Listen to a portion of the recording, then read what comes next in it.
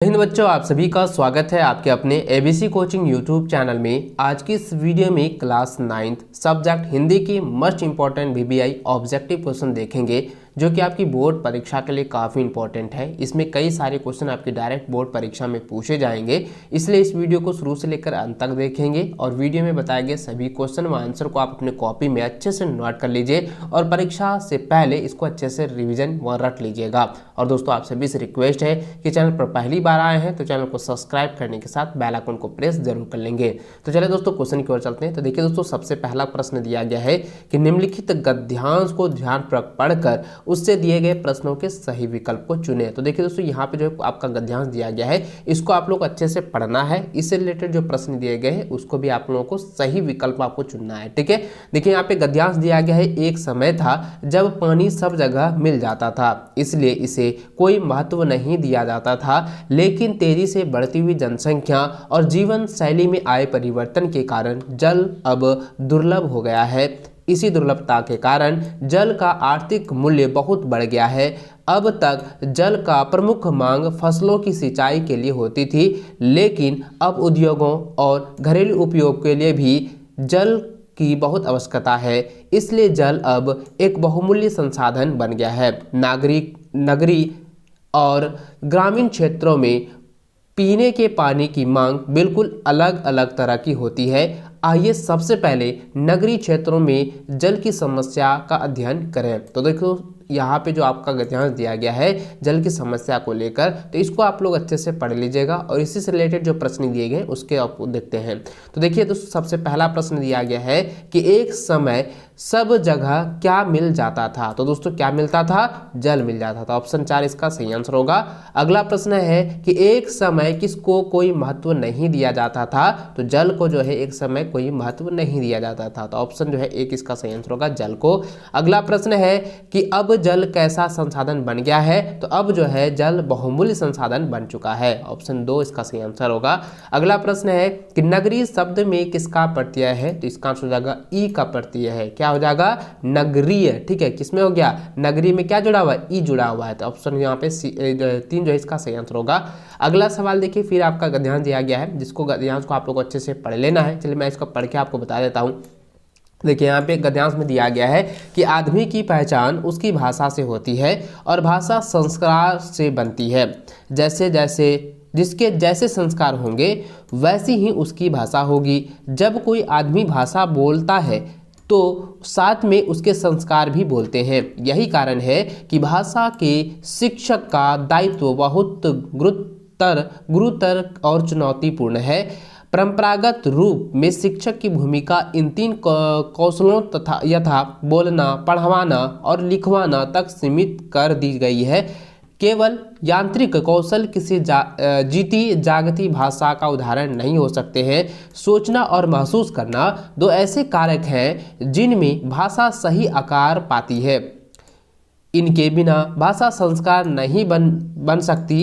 इनके बिना भाषा युगों युगों का लंबा सफ़र नहीं तय कर सकती है। वह इनके बिना कोई भाषा किसी देश या समाज की धड़कन नहीं बन सकती है। दोस्तों, यहाँ पे गद्यांश दिया गया है, आगे फिर लिखा है कि केवल सप्रेशंस की भाषा नहीं है, दर्द और मुस्कान के बिना भी कोई भाषा जीवित नहीं हो सकता है। तो इस प्रकार से दोस्तों इसका गद्यांश दिया हुआ है, आप लोगों ने अच्छे से पढ़ा। आगे आप देख लेते हैं इसका क्वेश्चन और आंसर क्यों। तो देखिए, इसका पहला प्रश्न दिया गया 5वां नंबर कि आदमी की पहचान किससे होती है। तो आदमी की पहचान जो है उसकी भाषा से होती है, तो ऑप्शन 1 इसका सही आंसर होगा।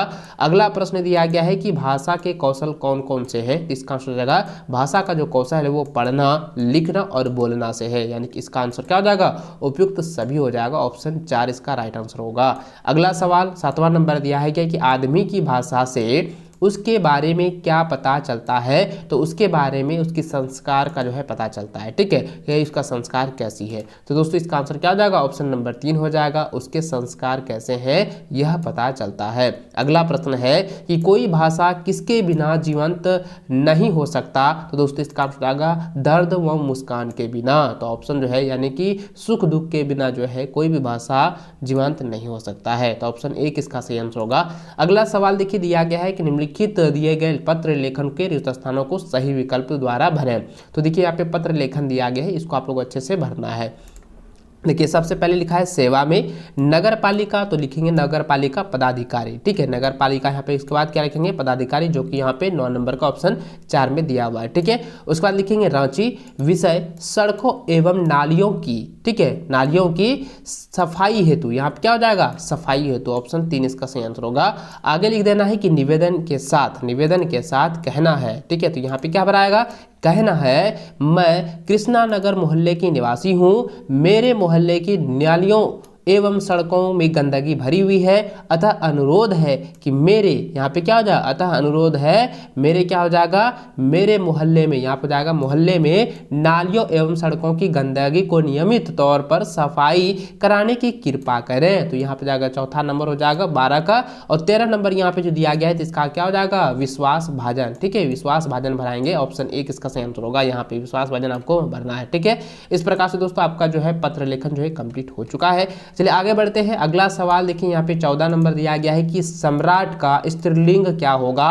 तो सम्राट का स्त्रीलिंग होता है सम्राज्ञी, ठीक है, सम्राज्ञी, ऑप्शन 3 इसका जो है सही आंसर होगा।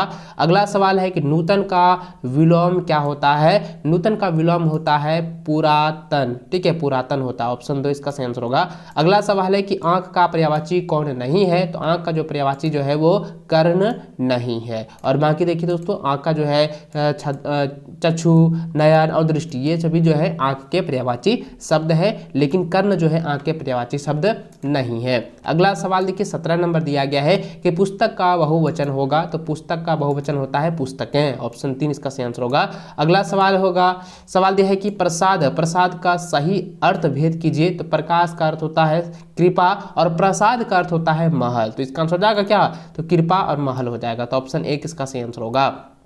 अगला सवाल है एड़ी चोटी एक करना मुहावरे का सही अर्थ है। तो इसका आंसर हो जाएगा अधिकतम जो है परिश्रम करना, यानी कि अत्यधिक परिश्रम करना, ये हो जाएगा, ऑप्शन 2 इसका सही आंसर होगा। अगला सवाल है कि आंख का तारा होना मुहावरे का क्या अर्थ है। तो इसका आंसर हो जाएगा अत्यधिक प्यारा होना, तो ऑप्शन 1 इसका सही आंसर होगा। अगला सवाल है निम्न में सरल वाक्य का उदाहरण करें। तो इसका आंसर हो जाएगा पानी बरस रहा है, यह एक सरल वाक्य के उदाहरण है, ऑप्शन 1 इसका सही आंसर होगा। अगला सवाल 22 नंबर है कि मानव का सही विशेषण रूप क्या होगा। तो इसका आंसर हो जाएगा मानवीय, ठीक है, क्या हो जाएगा मानवीय जो है मानव का सही विशेषण है, तो ऑप्शन 2 इसका सही आंसर होगा।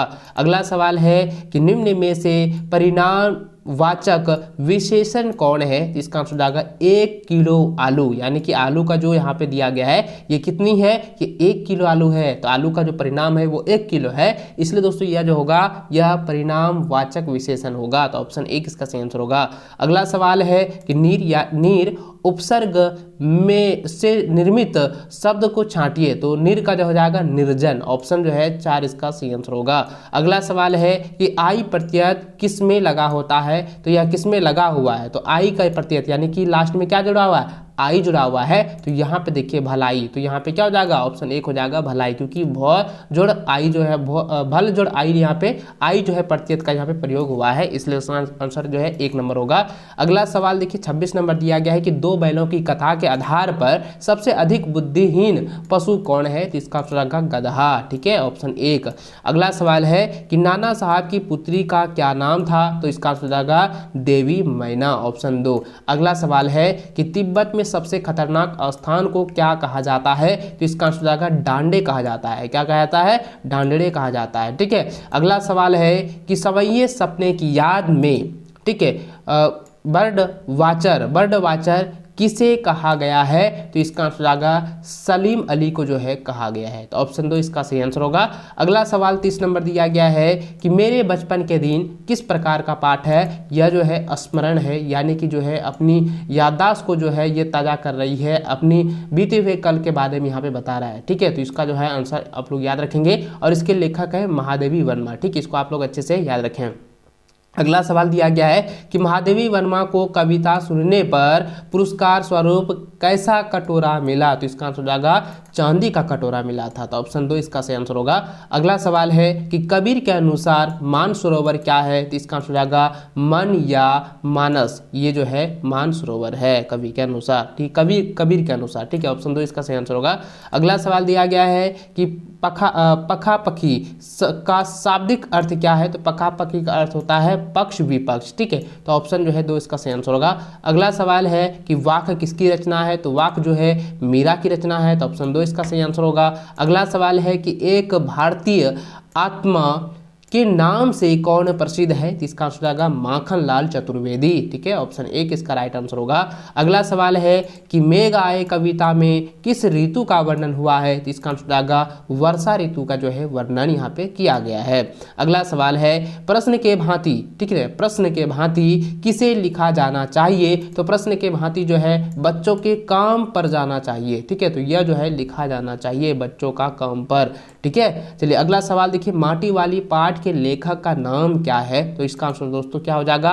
विद्यासागर नौटियाल। तो ऑप्शन 1 इसका सही आंसर होगा। इसको अच्छे से आप लोग रट लीजिएगा। अगला सवाल है रीढ़ की हड्डी एकांकी में उमा की माँ का नाम क्या है? तो इसका आंसर जाएगा प्रेमा। तो ऑप्शन 3 इसका सही आंसर होगा। अगला सवाल है कि माटी वाली ने 2 रोटियों में से एक रोटी क्यों छिपाई? तो इसका आंसर जाएगा बूढ़े पति के लिए जो है उन्होंने एक रोटी को जो है छिपाया है, ठीक है। तो इस वीडियो में दोस्तों मैंने 40 क्वेश्चन आपको बताए हैं। आपको 40 क्वेश्चन 100% तैयार कर लेना है।